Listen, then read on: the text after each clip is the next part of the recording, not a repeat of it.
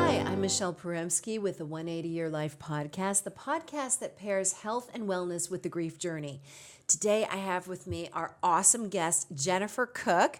She's a wonderful speaker, women's speaker, writer, and you can find her at jennifercookministries.org. We are in our fifth part of our five-part series on boundaries for the Christmas crazy or the holiday crazy. When a family gets together, we're wearing our ugly Christmas sweaters. You know, sometimes it's just crazy. And that's okay. How are you going to be able to navigate that? So today we're talking about boundaries regarding boundaries. And, you know, you make a good point that you can't enforce your boundaries in somebody else's home. You can't change the landscape of their home, but you can enforce with your presence and with your absence. That's right. That's right. When you set boundaries, and by now you have absorbed how to set them, how to determine them, and it's challenging. It's challenging to do that in your own home. And then you go off to someone else's house. There's a tendency to bring your boundaries with you, which we do that everywhere we go. Mm-hmm. But you can't enforce your boundaries in someone else's house. That's called rude. Right. You wouldn't let them enforce theirs and yours. In fact, that's why you set boundaries to begin with, because they're coming in with their own set of boundaries or their own set of lifestyle in your home, and that's why you've set up the boundaries you've set. So you can't go into someone else's house and say, okay, we don't smoke in our house, so all you need to put your cigarettes up. That's not going to work. Nope. When we went to my husband's side of the family, they were smokers. And you know what they did? They smoked in the house. Now, when they're at my house, they have to smoke outside. But at their house, they can smoke inside. And they can smoke all 20 packs if they want to in their house. And we may be looking at each other through a haze, through a fog. It's like a London fog in there. It is. But you know what? It's their home. And they can do that. So you have to understand that you cannot go into someone else's house and set your boundaries. You only have about 2 or 3 choices when you enter someone else's house. The first one's the most obvious. If you can't do it, you don't go. Right. You don't go. That is an option. If you and God, you and your husband, you and your children, you and whoever your boundary making network is, right. You can determine we're not going. That is up to you. So not going is an option. Most of the time we do want to go. We're not willing to break fellowship. Right. Okay. And I certainly never advocate the breaking of fellowship. All right. So let's say we're going to go. For instance, when my children were very little, Steve's sister and Steve's brother-in-law both smoked. Okay. My husband's sister and brother-in-law smoked. Now, it's their home. They get to do that in their house. Well, I had like a 3-month-old baby. Savannah was born in September. So by the time we hit Christmas, it's 3 months. You know what we did? We couldn't get there early. I couldn't show up at 3 o'clock and endure the haze until 10 o'clock. I couldn't do that. That was too much I felt for my child. Now, so what we did is we showed up not too much before it began so that the smoking was decreased. Now, I do have to say one comment here, and this is very important. You can't go in and respect somebody's boundaries if you're going to be snarky. Okay? So, yes, they can smoke. Yes, it is their house. But even though I can't set my boundaries at their home, if I'm going in with an attitude, you're basically trying to still enforce your boundaries. Well, I'd love to be able to see you, but I can't see through the haze. Okay. That's not going to work. That's not going to work. Or, well, I mean, it'll work, but it's not going to build relationships. Or how about this? Every time somebody lights up, we go outside. Well, we look like a jack-in-the-box outside. Right. Because they were one after the other. There was like 3 of them at that time that were smokers. Okay. So that's also sending a poor message. Okay. Every time one of them lit up, I ran out the door with my baby. Eventually that's going to get noticed. Eventually there's going to be a comment.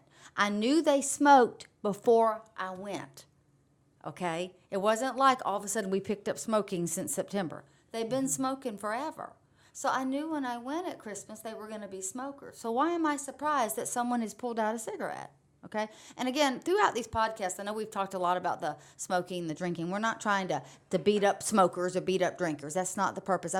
Those were just the 2 personal examples that I had. When it's in its extreme. That's right. That's right. So please know, if you smoke a cigarette, we're not saying beating you're up, wrong. Or if you have a glass of wine. That's not what we're saying here.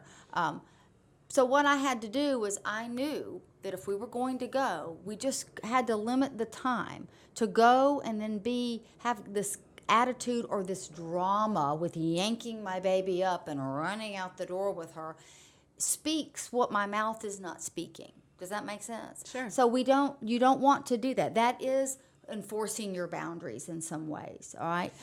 Well, one thing that you have here, we're looking on some papers, is if you aren't eating refined sugar or white flour, then you can't impose that on anyone else. You know what? When I go to family events, I go shopping, and because we don't do gluten and dairy and refined sugar most of the time, and corn even, and it's too much to ask somebody to cook for my family like that. So I go and I get food and I bring food, and there may be a few things that we can engage with, that they have made, which is fantastic. Yes. And then I supplement, and I don't make one comment because those are the choices that resonate with my family. That's right. And I don't necessarily, I don't have any right to say anything, That's and I right. wouldn't want to. Their food is delicious. I wish I could eat it without, my kids get a sinus infection or whatever Yeah. it is, So I think that's really important, is coming in with a strategy. Now, in the story that you were telling,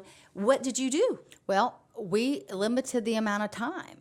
Okay. I did not yank my baby up and go outside because, honest to goodness, when one put a cigarette down, the other one lit it. They were just smokers. That's what they had done for a long time. So we knew going in that we had a few family members that smoked cigarettes. So they're not going to not smoke just because I had a baby. So what we did was we didn't go over at 3 o'clock. We went over maybe closer to 5:30, and then we didn't stay till 11 o'clock. We left maybe about 9. So we cut back the time. Same thing with the eating. You bring the food. Is it everyone's fault you don't eat gluten? Well, no. So it's irrational to think that you're going to be able to call up to the house and say, hey, make sure Right. everything doesn't have gluten. They're not going to do it. They wouldn't do it properly if they're not used to that sort of diet anyway. So we can't enforce our boundaries on other people. You have to have a game plan. You need to know, yes, I need to bring a certain pie with a crust that my children can eat, okay, because Right. we can't eat the other. Or with the smoking, you know what, we're just not going to be able to stay 6 hours because the baby's new and Or you eat beforehand. You eat a little so beforehand. you don't come starving. That's right. You've had some of your meal, and then whatever, you've already satisfied that major hunger. That's right. We have a tendency when we set our boundaries at home, we bring them with us, and then we want to beat people up with them.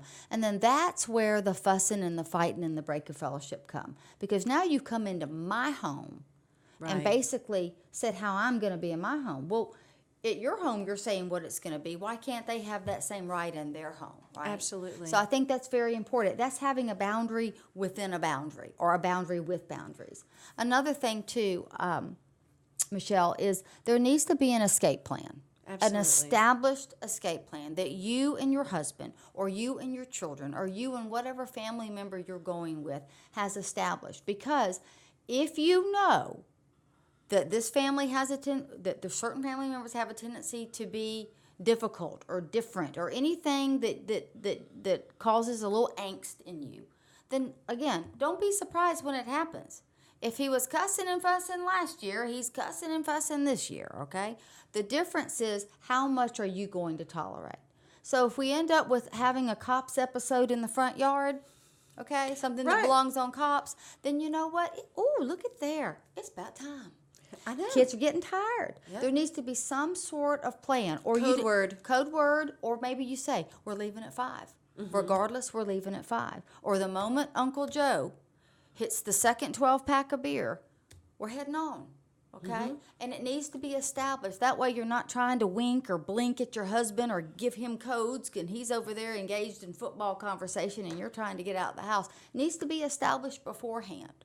And you had said it, I think, in an earlier podcast, the children need to know. Don't buck Right. me with this. That's when I right. say it's time to go, because you could have seen something they haven't seen. That's right.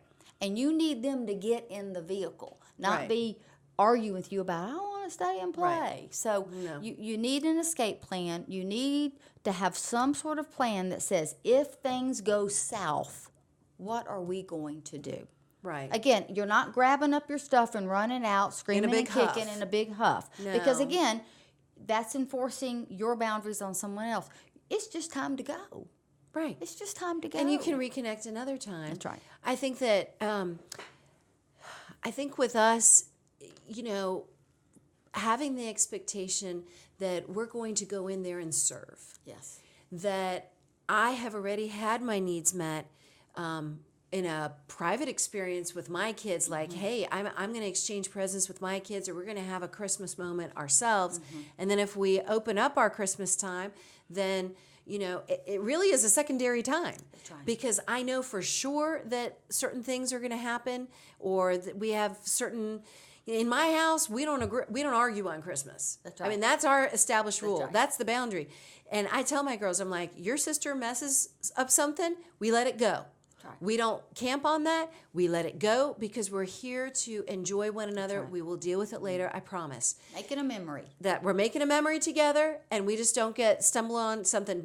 And then when we go to family, I just say, you know what? How can I serve in this environment? That's right. How can I come in and love on you, love on your kids, have a fun experience, have some fun adventures with them, and leave with a positive note, because we are establishing family and we're raising them up together. And that, I think, if everybody can get on board with that, That's right. you're not going to fix everything in a holiday time. You're just coming in there with the heart attitude of, I'm not going to argue. I'm going to love on you. If I see a need, I'm going to meet it. I'm going to engage with the kids, and we're going to have a fabulous time together. I want to piggyback on something you said with that, Michelle. When I would go to anything that had a little bit of possible anxiety on my end, Right. I would think of it as a love offering to my husband. That's good. I'm going and I'm making a love offering to my husband. I'm making a love offering to my children. If I'm going to see my mother, who loves me and wants to see me, but there's that possibility that there's going to be excessive alcohol, when I go into it at her home, I go into it with the attitude of, this is my love offering to my mother. I'm not saying I'm going to stay around for it. I may scoot out a little early, but I go into it with this attitude of, this is my love offering to you, that I'm coming to have Christmas with you or have this birthday with you or whatever this occasion is.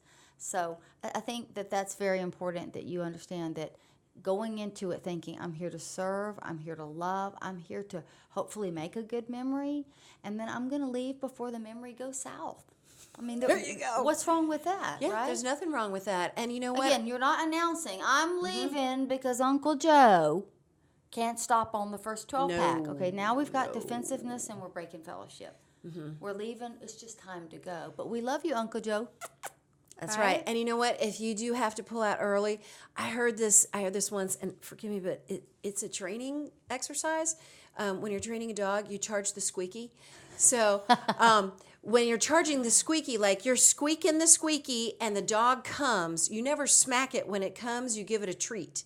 So if I call my children and go, hey girls, mommy's getting tired, it's time to go, or we need to get ready for bed or something, I have charged the squeaky so that when they come, they know that there's something positive when we have departed. right. Like we may go get a little treat, or we're going to go watch a movie, or we're going to do something, and then we may debrief about it later. Yes. And I think that's very good. yeah, To say, here's what was happening. Here's what happened, but we love Right. grandmother. Right. We love Uncle Joe. And you know what? Sometimes my kids will challenge me and go, you know what, Mom, you're being a little bit too sensitive. Yeah. I'm like, okay, let me readjust to that. That's right. So it's okay, I think, to be open with family, but do it in such a way that you're continually bridge building and not bridge burning. Absolutely. Absolutely. All right. Well, is there anything else you want to add? Oh, that was wonderful. I thank you for having me. This has been so much fun. If they have any questions on boundaries, I'm not a licensed counselor. Let me just say that. And neither am I. Okay. But I have walked this journey with my own family, and it was an easy fairy tale journey. On my website, I believe there is a place, either on the website or the Facebook, where they can do a contact me. Fantastic. And I have no problem chatting with somebody, either via phone or via email, just to Instant messenger. Absolutely, because this is hard. This is not easy.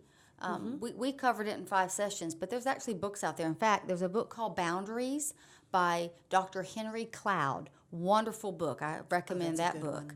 That's what my counselor gave me to walk through, and that's where much of this comes from. So they're welcome to grab that book. But I would love to chat with somebody and maybe encourage somebody who's struggling in this area. Fantastic. So feel free to holler. Yes, you can also leave comments in this particular video in the comments section if you're finding us on social media. You can ask questions. Jennifer can answer. I can answer. You can find her at jennifercookministries.org. Thanks again for joining us. We would love to hear in the comments if there are podcasts or topics that you would like us to cover. Please let us know, and we'll put that on the lineup of podcasts that we'll address and the awesome guests that we bring in. Thanks again for joining us, Jennifer. You were fantastic. Merry Christmas. Merry Christmas. Happy holidays. Happy holidays. Merry Christmas to everyone. Have a good time. Have a healthy boundary time. And please check us out at 180yourlife.com for Grief Empowerment Curriculum, 180yourlife.org for our Widows Empowerment Center. God bless, and get stronger together. Bye-bye.